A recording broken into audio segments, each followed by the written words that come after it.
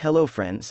The Ocean of Knowledge channel presents the topic, A Spiritual Journey to Self-Abidance and Deathlessness, Professor Narayan Behera as the content creator. More information about him can be found in the first video at the following link.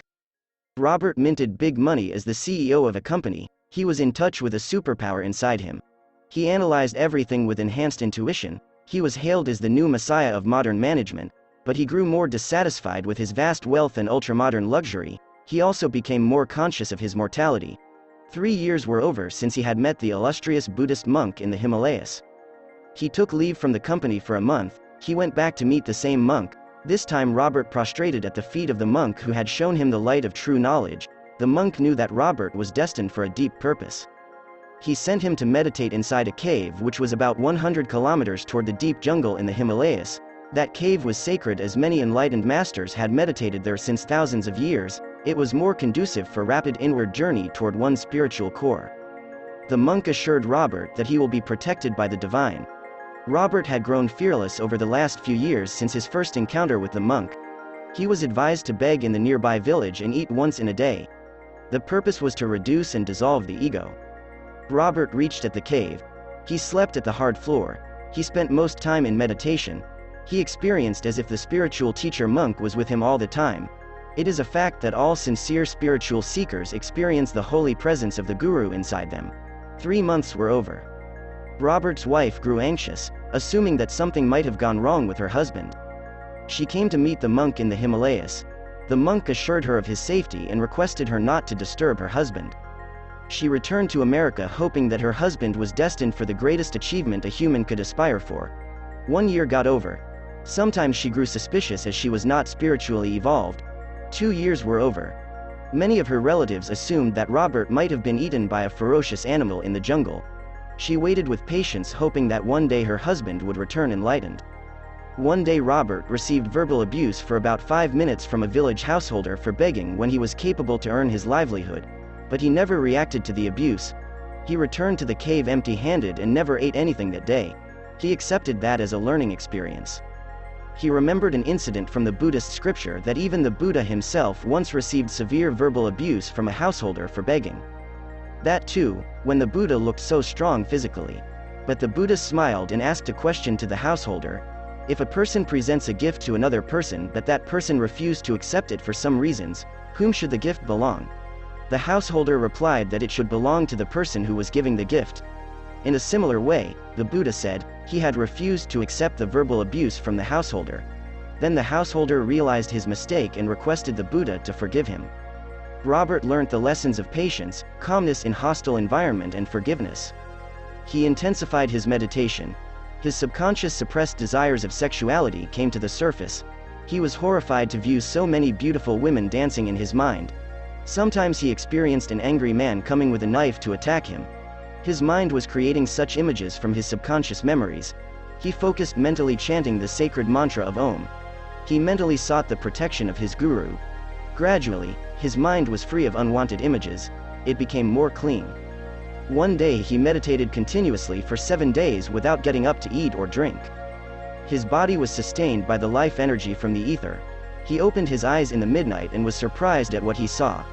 A dozen wild animals consisting of elephants, tigers, lions, wolves and deer were sitting calm in front of his cave.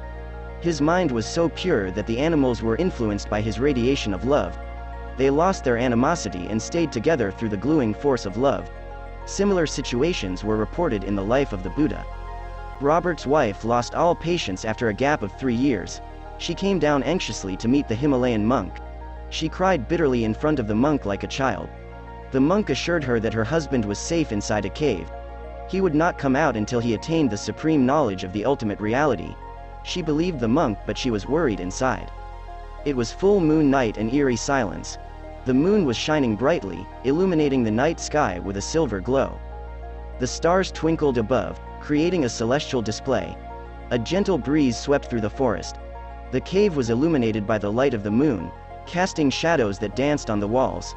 The sound of water trickling down a nearby stream could be heard.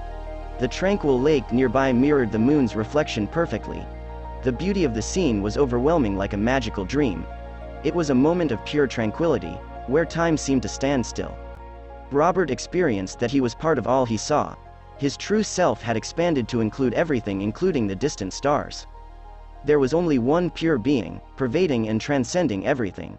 Like a shoreless ocean with myriad of waves, his essence was infinity. His confinement to his body was clearly seen as pure imagination. His thoughts were far away from his real self. He was rooted to an immovable reality that stretched to the infinity. It was a reality more solid than the manifested universe. It could be appropriately named as a divine self-luminous reality. It was unchanging while all the universe was vibrating and changing continuously. He experienced his deathless essence. His true self was far away from his limited body. He now identified all living beings such as human beings, animals, birds, insects, bacteria and trees as part of his true self. Like a wave linked to an ocean and identified with the ocean can feel all other waves as part of itself. He radiated pure love toward all that breathes. He was at a fix to decide whom to love and whom not to love. The Buddha and other enlightened masters had displayed such type of universal love after their enlightenment. Robert experienced intense bliss which was more than 1,000 worldly best joys put together, and he was into this joyous realm 24 in a day. As if the true self was a solid mass of bliss. All his desires and fears melted like ice in the presence of midday sun. He merged into the infinite and experienced completeness and fullness. No worldly achievement could add to it. And nothing could be taken away from this state even if there was a worldwide calamity of unimaginable magnitude. His ego structure and personality crumbled like a paper house in the midst of a large storm. He experienced that his ego was merely imagined. It was a fictitious entity only without any real existence. A short story could convey better the idea of non-existence of ego. A child was crying in a dark room fearing the existence of a ghost which would kill him. He was somehow convinced that there was a ghost, but there was no ghost in reality other than existing in his imagination. Then the child's father brought a lighted candle to the room. Now the child stopped crying. He understood that the ghost was existing in his imagination due to ignorance. Similarly, the ego in a human is a phantom. It arises out of ignorance and appears between the body and the infinite pure consciousness. Spiritual enlightenment is to kill this phantom or rather see its non-existence in reality. Similarly, the problems in the world with its suffering exist in the imagination of an individual.